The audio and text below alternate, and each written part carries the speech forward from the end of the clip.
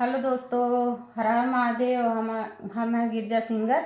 हमारे YouTube channel पे आप लोग का स्वागत है। आप लोग के सामने एक बेटी विवाह गीत लेकर आई हूँ। आप लोग को कैसा लगा कमेंट बॉक्स में ज़रूर बताना और ढेर सारा प्यार दुलार आशीर्वाद देना। हमारी वीडियो को लाइक करना, चैनल को सब्सक्राइब करना।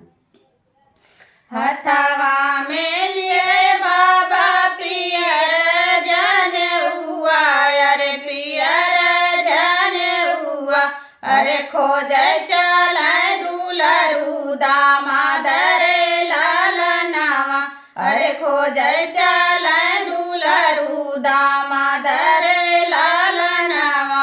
कब तू ही गया बाबा, कब तू ही आया, कब तू ही आया, अरे कैसन हेरा दुलरू दामाद रे लालनावा, अरे कैसन हेरा दुलरू दामाद रे लालनावा।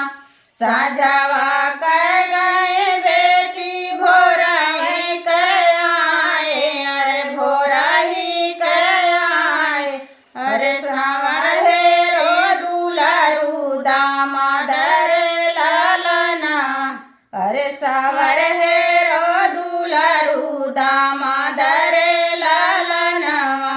यतनी बचन सुने कावन बेटी हो रानी, कावन बेटी हो रानी, अरे अंखिया से ढूढ़ला गया सुरे लालनावा, अरे अंखिया से ढूढ़ला गया सुरे लालनावा।